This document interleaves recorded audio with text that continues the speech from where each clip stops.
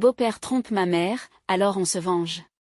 Moi, 24 ans, ma mère, 50 ans, mon frère, 23 ans, ma sœur, 30 ans, beau-père infidèle, 45 ans, Chris collègue du beau-père, 25 ans, Betty l'autre femme, 40 ans, Darla. Cela risque d'être long, je m'excuse d'avance. J'ai emménagé chez ma mère après la fin de son mariage de 25 ans avec mon père biologique. Il était manipulateur, mais c'est une autre histoire. Peu de temps après le divorce, ma mère m'a présenté son petit ami de l'époque, Chris.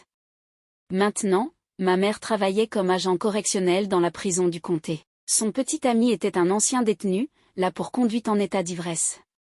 Ça aurait dû être le premier signal d'alarme, mais ma mère était en deuil d'un long mariage, et je ne voulais pas insister le dessus. Chris semblait la rendre heureuse, et c'était suffisant pour moi. Moi, mon frère et ma sœur avons emménagé chez maman et Chris, et nous semblions nous entendre. Chris et moi avons un peu sympathisé grâce à notre passion pour les jeux vidéo, et tout semblait bien se passer. Jusqu'en 2017. En raison de l'ancien DUI, conduite en état d'ivresse, de Chris, il devait se rendre régulièrement au tribunal pour des contrôles de probation. Un jour, il n'est pas rentré et nous nous sommes inquiétés. Puis, nous avons reçu un appel de lui, du Texas. Il s'avère qu'en arrivant au tribunal ce jour-là, il a été agressé par le FBI.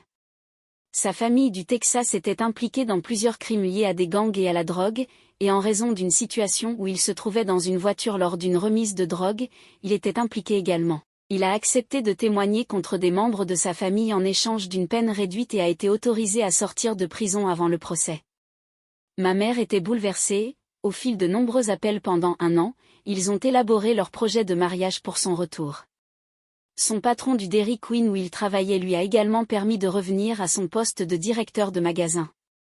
Peu de temps après, la consommation d'alcool a commencé. Évidemment, en raison de son DUI antérieur, Chris n'était clairement pas étranger à la consommation d'alcool. Il a commencé à boire de plus en plus, à tel point qu'il consommait la moitié d'un pack de 24 bières par jour. Chris devenait agressif lorsqu'il était ivre.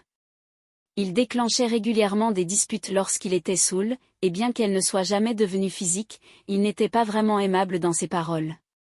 Ma mère a toléré son comportement pendant plusieurs années, disant que le stress au travail et le procès imminent le rendaient ainsi.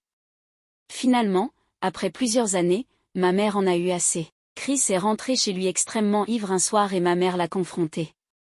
Elle lui a demandé s'il avait bu. Lorsqu'il n'a pas nié, elle l'a mis à la porte. Il est allé vivre temporairement chez un ami. Le lendemain matin, maman nous a demandé de l'aider à rassembler quelques-unes de ses affaires pour qu'il n'ait pas à revenir à la maison avant d'être sobre. Pendant que nous rassemblions ses affaires, on a frappé à la porte d'entrée. Nous l'avons ouverte et avons trouvé Betty, une collègue de Chris et quelqu'un avec qui j'avais fréquenté le lycée. Elle a dit à ma mère qu'elle avait quelque chose d'important à partager. Après avoir fait asseoir ma mère et lui avoir dit de ne pas dire d'où elle tenait l'information, Betty a raconté à ma mère comment Chris la trompait avec Darla. Comment il avait régulièrement des relations sexuelles avec Darla dans et autour de son lieu de travail. Comment Betty les avait surpris, et comment Chris lui avait dit que si elle disait quoi que ce soit à ma mère, il la virerait, il était le directeur du magasin. Et enfin, comment Darla était enceinte. Ma mère était furieuse. Après le choc initial, elle nous a dit de rassembler toutes les affaires de Chris et de les jeter dehors. Nous avons sorti toutes ces affaires de la maison et les avons jetées dans la ruelle derrière chez nous. Chris n'avait aucune raison ni possibilité de revenir à la maison, elle était louée, avec seulement ma mère sur les papiers, donc pas de problème à ce niveau-là. Entre-temps, elle l'a appelé et lui a fait face. Il a avoué toute l'affaire et était heureux que Darla soit enceinte parce que cela signifiait qu'il aurait enfin un enfant à lui. Ma mère refusait d'avoir plus d'enfants, nous 3 étions déjà une grande contrainte pour son corps, elle ne survivrait probablement pas à d'autres. Il a refusé de s'excuser pour ses actions. Ma mère a organisé pour qu'il récupère ses affaires dans la ruelle, en présence d'un agent, et il a quitté nos vies. La vengeance. Maintenant, ma mère voulait clairement tourner la page et passer à autre chose.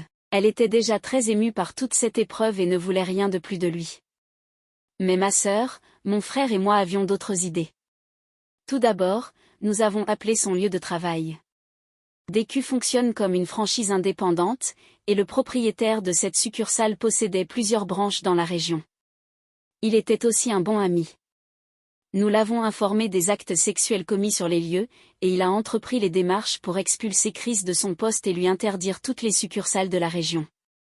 Drôle de coïncidence, Betty a obtenu son poste après son départ et dirige maintenant l'établissement de manière rigoureuse et propre.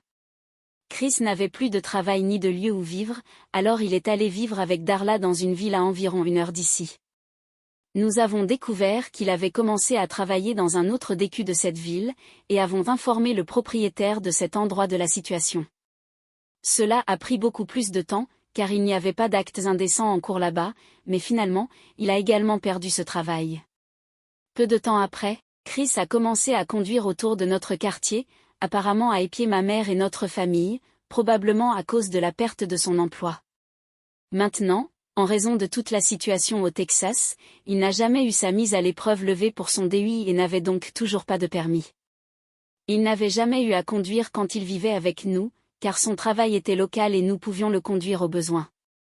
Mais le voilà, visiblement en train de conduire seul alors qu'il ne devrait pas. Nous avons contacté la police et leur avons signalé la présence du véhicule de Darla dans notre quartier, et que nous croyions que c'était Chris qui le conduisait, sans permis. Nous leur avons dit de faire arrêter le véhicule la prochaine fois qu'ils le verraient, car ce serait probablement à nouveau Chris au volant. En effet, quelques semaines plus tard, on nous a dit que Chris avait effectivement été arrêté et renvoyé à la prison locale pour conduite sans permis et en état d'ivresse. La police a également fouillé la maison où il séjournait et a trouvé plusieurs armes sur place. Comme il était un criminel condamné, il n'avait légalement pas le droit de posséder des armes, ce qui a entraîné une prolongation de sa peine de prison.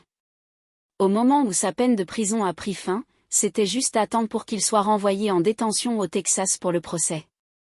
Le fils de Chris est né pendant que Chris était en prison. Darla a visiblement réalisé à quel point Chris était un vrai crétin, et a coupé les ponts avec lui pendant qu'il était en prison. Pendant son temps en prison, Chris a commencé à envoyer des tonnes de lettres à ma mère, disant à quel point il était désolé, suppliant de le reprendre et se plaignant que ce n'était pas de sa faute, tout cela dans la même lettre, notez bien. Ma mère a brûlé chacune de ces lettres. Nous avons avancé, déménageant dans un autre état. Apparemment, Chris est sorti de prison il y a quelques années et vit maintenant au Kansas, luttant et se battant contre la pension alimentaire pour enfants que Darla lui a réclamée. Ma mère a maintenant un nouveau petit ami, qui la traite bien et se soucie beaucoup plus d'elle que Chris ne l'a jamais fait. Mon frère et ma sœur ont continué leur chemin et sont partis, et je vis toujours avec maman, l'aidant avec la nouvelle maison que nous avons achetée et rénovée. La vie semble aller.